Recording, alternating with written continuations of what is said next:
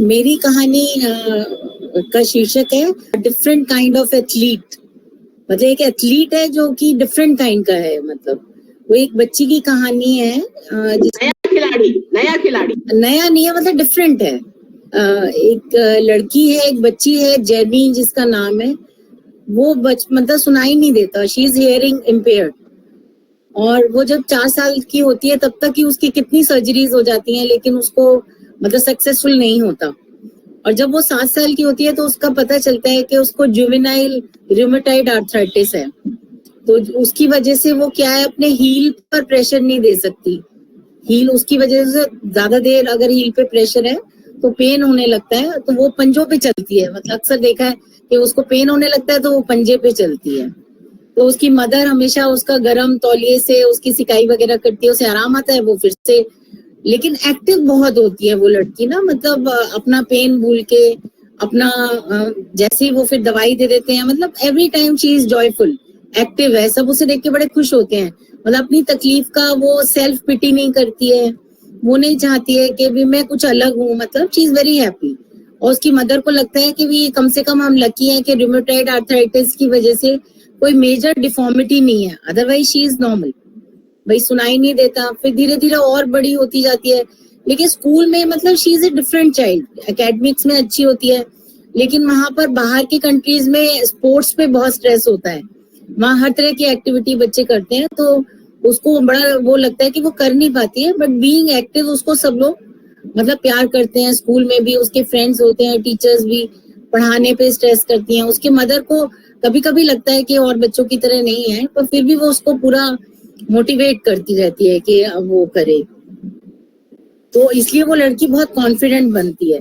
कभी कभी डांस भी करती है, पेन की दवाई ले लेती है, फिर एक्टिव हो जाती है।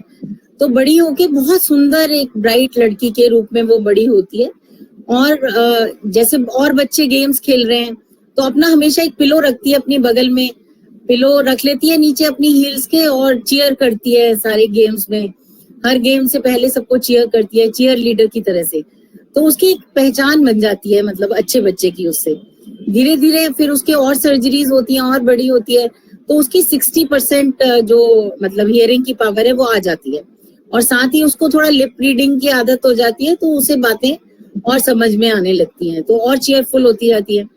तो लेकिन जैसे जैसे उसे लगता है कि मेरी जिंदगी में तो ये मैं गेम्स खेल ही नहीं पाऊंगी, सब बच्चे खेलते हैं, तो वो ये क्या करती है कि वो जो कोच होता है, फुटबॉल कोच सीनियर कॉलेज में, उसे स्ट्रेस करती है कि भी नहीं, मुझे तो आप किसी तरह भी किसी भी पोजीशन में टीम में शामिल करो। तो उसको बहुत प्लीड करती है। वो कहती है कि तुम क्या करो, कहते हैं नहीं आप करो, मैं कोई भी किसी भी तरह का काम करूंगी। तो उन्होंने कहा एक शर्त है कि तुम्हें फिर हर गेम में टाइम पे पहुंचना पड़ेगा और तुम्हें हर गेम में प्रेजेंट होना पड़ेगा, फिर मैं ये बात कोई सुनूंगा नहीं तुम्हारी। तो कहती है ठीक है। तो उसको एक हेल्पर की तरह से टीम में रख लेते हैं, so that she travels with the team.